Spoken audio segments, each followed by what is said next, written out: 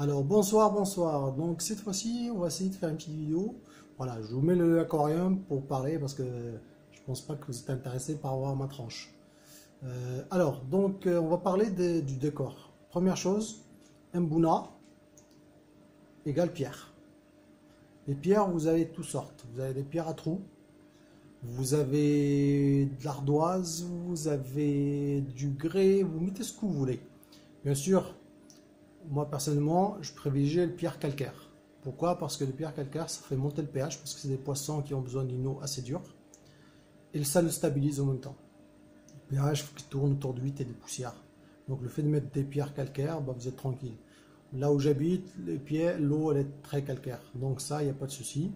Mais dans certaines régions, l'eau, je pense qu'elle n'est pas assez. Donc le fait de mettre des pierres calcaires, ça le fait monter et ça le stabilise en plus. Voilà, donc ça c'est bon. Pierre à trous, il y en a qui mettent les pierres à trous. Alors, moi personnellement, mettre 3 euros le kilo dans de la caillasse, je trouve ça aberrant. Mais voilà, après, chacun fait ce qu'il veut. Ça, c'est des pierres qui m'ont coûté 0 centime. C'est-à-dire, c'est des pierres de construction. C'est avec ça qu'on fait des murs en pierre. Donc, moi, en tant qu'électricien, je vais sur le chantier, je demande au maçon si je peux prendre des pierres. Il me dit, vas-y, sers-toi. Donc là, il y a pas loin de 250 kg. Dans le 480, il doit y avoir une 150. Ça m'a coûté 0 centime. Donc voilà. Je préfère garder cet argent pour acheter des poissons au lieu de les mettre dans les pierres. Alors, le décor, comment on fait? Parlons du décor maintenant. Alors, la première chose et la chose la plus importante, c'est vraiment mettre les pierres avant le sable. C'est tout simple. Vous mettez les pierres avant le sable, c'est parfait, il n'y a pas de souci. Les poissons vont creuser, vont faire leur territoire, déplacer le sable, essayer de créer un environnement qui leur plaît. Aucun souci. Vous mettez le sable en premier, vous mettez les pierres après. Ils vont creuser, ils vont déplacer la pierre. Ils risquent d'être coincés et mourir. Ou pire, déplacer la pierre qui est en dessous, au-dessus va bouger, finir contre la vitre, faire exploser tout le bazar. Donc, si vous vous retrouvez avec 500 litres dans le salon, madame ne va pas être très contente. Et vous non plus, parce que les poissons, entre-temps, ils vont crever. C'est dommage, hein, perdre des poissons pour une chose bête. Donc, toujours pierre. Une fois qu'on est content du décor, moi, ce que je fais pour cet aquarium, j'ai mis les pierres. J'ai attendu 2-3 jours à peu près. Et j'ai mis le sable. Comme ça, au moins, j'étais sûr que le décor me plaît, parce que je l'ai bougé 3-4 fois. Donc, le fait de mettre le sable en dernier, une fois qu'on est convaincu qu'on a un décor qui nous plaît, bien sûr, il y a toujours bouger un peu. Mais voilà, au moins les pierres du fond, vous les mettez, vous mettez tout le décor, vous regardez, 2-3 jours après, vous regardez pour être sûr, bougez ça, il n'y a pas de souci. Après, les pierres, on va dire deuxième étage, troisième étage, si vous mettez plus, il n'y a pas de souci, vous pouvez les bouger après. Mais voilà, les pierres du fond, il ne faut pas trop les bouger une fois qu'on a mis le sable. Donc ça, c'est bon. Le décor, comment on fait? On essaie de faire des territoires. C'est-à-dire, un Mbuna, c'est un poisson qui a besoin d'un territoire. Chaque mâle a besoin d'un petit territoire pour lui. Pourquoi? Pour attirer les femelles. Pour attirer les femelles, pour se reproduire, bien sûr. Donc, il faut que chaque poisson puisse avoir un territoire. Donc, il faut faire des territoires. Essayer une chose, ou essayer d'éviter une chose, c'est ne pas faire des cul-de-sac. C'est-à-dire, s'il y a un poisson qui chasse un autre, il ne faut pas qu'il se retrouve coincé. Donc, toujours au moins une entrée, une sortie. Bien sûr, laissez un peu d'espace, parce que les poissons vont grandir. Au début, vous allez les avoir, ils vont faire 5 cm si c'est de la repro. Ils vont passer dans des espaces d'1 cm, mais une fois adultes, 1 cm, ils risquent de passer à se retrouver coincés.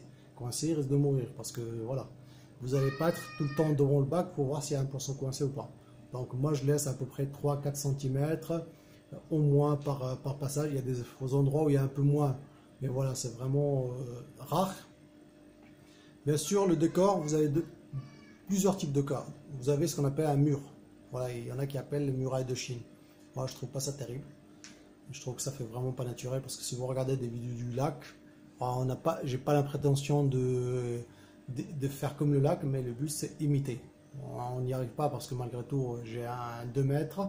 Lac Malawi, il fait pas 2 mètres. Hein. Donc j'essaie de l'imiter, ça veut dire j'essaie de faire ce qu'on appelle un éboulé rocheux. Il y en a qui appellent ça un décor plat, moi j'appelle ça un décor plat, mais il n'y a pas longtemps j'ai discuté sur une page internet avec quelqu'un et c'est vrai qu'il m'a convaincu, il a plus raison que moi. Et pour lui c'est un éboulé rocheux et je suis d'accord avec lui. C'est pas un décor plat. Voilà, donc contrairement à celui-là, ou plus c'est un décor qui monte un peu plus, parce que 60 de profondeur, c'est pas vraiment 70. Ouais, je fais tomber quelque chose. C'est pas vraiment 70. 70, on peut se permettre de faire un décor un peu plus ébloui que 60, tendance à monter un peu plus pour que protéger les femelles quand elles incubent ou les dominer.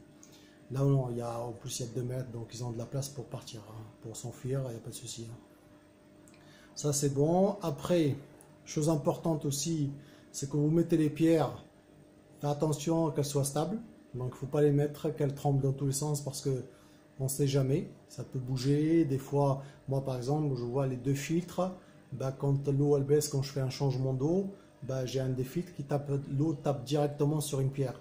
Donc, comme elle est stable, il n'y a pas de souci. Elle ne bouge pas, mais si elle n'est pas stable, au fur et à mesure, elle est de bouger, finir devant, écraser un poisson ou pire. Je ne veux même pas savoir, ça m'est arrivé il y a quelques années. J'ai un aquarium qui a pété pendant la nuit. À 2 h du matin, ça va, c'était un petit aquarium, il y avait 200 litres dedans.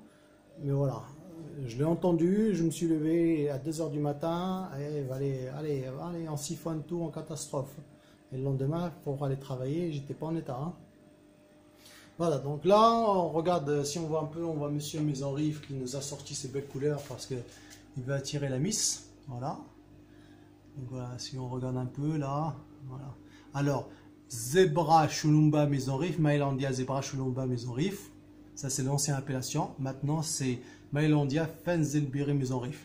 Bien sûr, faut pas dire que c'est un Fenzilbiri. Moi, même si on dit ça, ça reste différent. Moi, je trouve que c'est différent parce que déjà, la coloration, elle n'a rien à voir.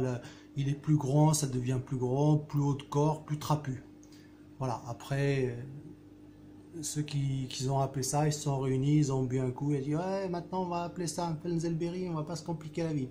Ok, on va les écouter, mais voilà, moi quand je parle Fenzilbiri, je parle des vrais Fenzilbiri, on va dire les anciens, et ça, j'appellerai toujours ça du Zebra Chulumba, parce que si vous mettez un Fenzilbiri avec, il n'y a pas de souci. Donc voilà, Maëlandia Zebra Chulumba Maison-Rive, actuellement Maëlandia Fenzilbiri Maison-Rive, voilà, il est chaud patate.